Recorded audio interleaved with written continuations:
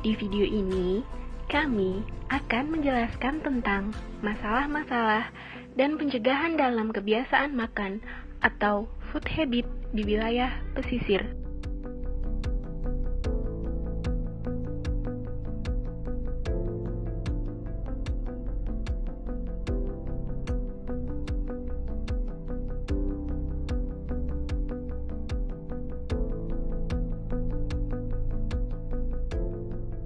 Salah satu faktor determinan status gizi masyarakat adalah faktor kebiasaan makan atau food habit penduduk atau masyarakat setempat. Kebiasaan makan adalah suatu tingkah laku manusia atau sekelompok manusia dalam memenuhi kebutuhan hidupnya akan makan yang meliputi sikap, kepercayaan, dan pemilihan makanan. Food habit dapat diartikan sebagai cara individu dan kelompok untuk mengkonsumsi dan menggunakan makanan yang tersedia yang didasarkan kepada faktor-faktor sosial dan budaya di mana mereka hidup. Sikap orang terhadap makanan dapat bersifat positif ataupun bersifat negatif. Sifat negatif atau positif pada makanan sumber pada nilai-nilai afektif yang berasal dari lingkungan di mana manusia atau kelompok manusia itu tumbuh. Demikian pula halnya dengan kepercayaan terhadap makanan selalu berkaitan dengan kualitas baik atau buruk, menarik atau tidak menarik.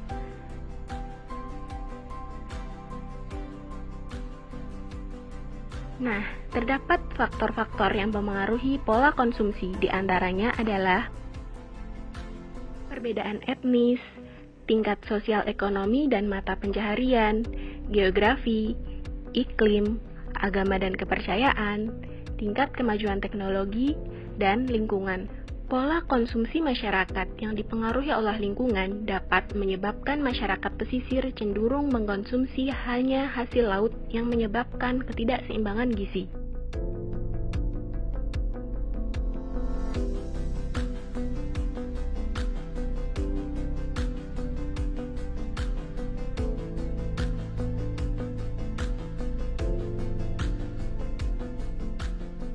Kebiasaan konsumsi makanan di masyarakat berpengaruh pada tingkat keanekaragaman pangan dan ketahanan pangan. Pola kebiasaan konsumsi makanan di masyarakat tiap daerah memiliki perbedaannya sendiri-sendiri, termasuk di masyarakat pesisir. Permasalahan kekurangan pangan disebabkan oleh berbagai faktor. Pada lingkungan masyarakat pesisir, kondisi ini disebabkan oleh yang pertama, tingkat daya beli pangan yang rendah. Kedua, ketersediaan variasi pangan lokal yang sedikit. Dan yang ketiga, ketahanan pangan penduduk yang rendah. Ada beberapa kebiasaan konsumsi pangan pada masyarakat pesisir.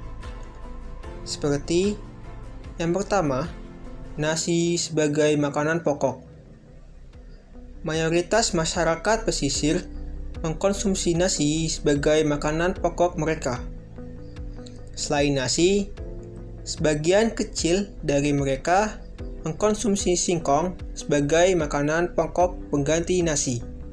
Kemudian, kebiasaan konsumsi pangan yang kedua pada masyarakat pesisir adalah hasil laut adalah lauk yang sering dikonsumsi. Nelayan yang merupakan mata pencaharian utama membuat mereka sering mendapatkan hasil laut. Namun, masih ditemukan masalah gizi di masyarakat pesisir, seperti kurang gizi dan kekurangan energi kronis atau KEK. Hal ini disebabkan karena sebagian masyarakat pesisir lebih mengutamakan penjualan hasil laut daripada untuk keperluan makan sendiri. Hasil laut yang bagus akan mereka jual ke pasar, dan mereka hanya mengkonsumsi hasil laut yang tidak terjual. Kebiasaan konsumsi pangan pada masyarakat pesisir yang ketiga adalah mereka makan hanya untuk kenyang dan tidak memperhatikan kandungan gizi. Ada beberapa faktor yang menyebabkan hal tersebut. Faktor itu adalah faktor pengetahuan, pendidikan, ekonomi, dan faktor lainnya yang membuat masyarakat pesisir banyak tidak memperhatikan gizi makanan yang dikonsumsi.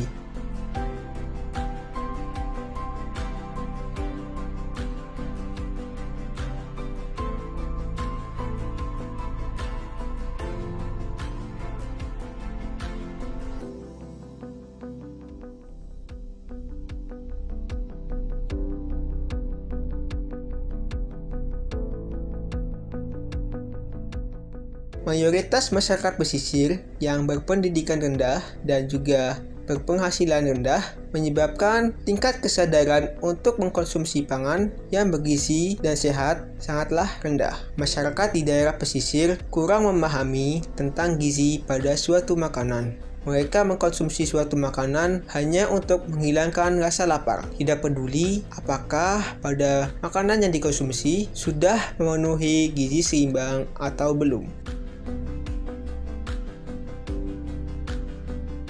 Analisis dampak budaya makan di pesisir.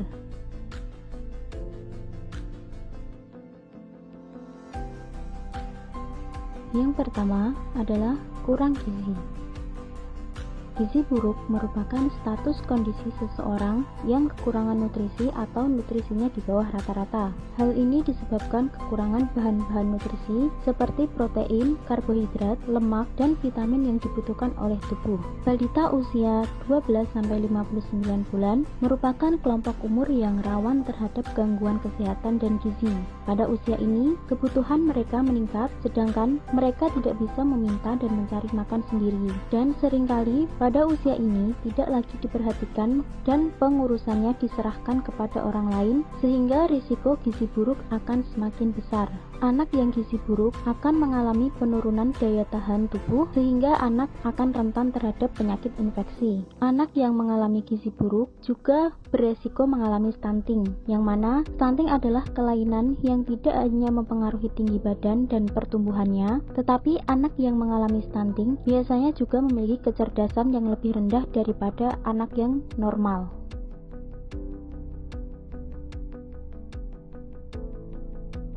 Yang kedua, rentan terhadap penyakit menular dan tidak menular. Pola konsumsi yang tidak sehat akan menyebabkan menurunnya tingkat imunitas tubuh. Masyarakat pesisir mengonsumsi makanan tertentu hanya sekedar menghilangkan lapar, tidak memperhatikan kandungan gizi dan kebersihan makanannya. Hal inilah yang akan menyebabkan gangguan pada kesehatan masyarakat pesisir. Yang ketiga adalah kecerdasan. Anak-anak yang sejak kecil tidak diperhatikan asupannya akan mengalami kurang gizi, sehingga berdampak pada pertumbuhan dan perkembangannya. Bahkan, kurangnya asupan gizi dapat mengganggu perkembangan kognitifnya, yang nantinya juga akan berdampak pada kecerdasannya. Inilah yang dikhawatirkan karena mereka adalah generasi bangsa Indonesia di masa mendatang. Nah, setelah mengetahui apa saja masalah-masalah dan dampak dari kebiasaan makan atau food habit di wilayah pesisir, tentunya nggak mau kan itu terjadi lagi. Makanya sebelum terjadi, ada beberapa pencegahan dan penanggulangannya. Di antaranya sebagai berikut. Diversifikasi pangan. Diversifikasi pangan akan berjalan lebih lancar bila dipadukan dengan pengembangan agroindustri yang dibangun di perdesaan melalui integrasi vertikal dengan usaha tani tanaman pangan. Diversifikasi pangan pada dasarnya memperluas pilihan masyarakat dalam kegiatan konsumsi sesuai dengan cita rasa yang diinginkan dan menghindari kebosanan untuk mendapatkan pangan dan gizi agar dapat hidup sehat dan aktif. Hal ini memang sangat dipengaruhi oleh daya beli masyarakat, pengetahuan, ketersediaan, dukungan kebijakan, dan faktor sosial budaya. Tujuannya adalah konsumsi pangan lebih ditekankan sebagai usaha untuk menurunkan tingkat konsumsi beras, karena memang salah satu aspek yang strategis secara politik, teknologi, ekonomi, dan ekologi adalah diversifikasi pangan pokok non-beras, diantaranya jagung, ubi kayu, dan ubi jalar. Sehubungan dengan hal tersebut, prinsip umum yang dapat dipakai sebagai pegangan untuk mendorong diversifikasi pangan adalah 1. Dari sisi konsumsi. Diversifikasi pangan tidak dimaksudkan untuk menggantikan beras, tapi mengubah pola konsumsi pangan masyarakat. Yang kedua, dari sisi produksi. Diversifikasi pangan merupakan suatu proses penyesuaian untuk mengurangi risiko dan meningkatkan pendapatan petani dan usaha tani atau antisipasi terhadap permintaan jangka panjang.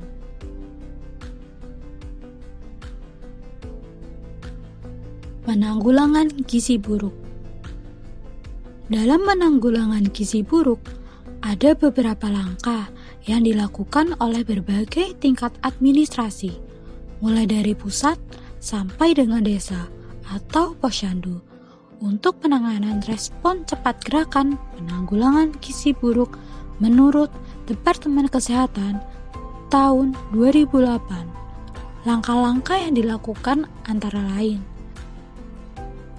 yang pertama, penanggulangan promotif dan preventif. Penanggulangan ini merupakan penanggulangan pre-gizi buruk atau pencegahan.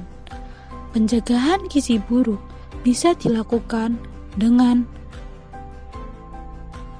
A. Pendidikan dan penyuluhan gizi melalui kadarzi. B. Revitalisasi posyandu. C. Pemberian suplementasi gizi. D. Pemberian empasi bagi balita kakin. E. Pemberian bantuan PMT bagi balita dan ibu hamil. Yang kedua, penanggulangan kuratif dan rehabilitatif. Penanggulangan ini dilakukan pada tahap pos gizi buruk. Tujuannya untuk menyembuhkan gizi buruk dan mencegah balita yang pernah mengalami gizi buruk. Penanganan yang bisa dilakukan adalah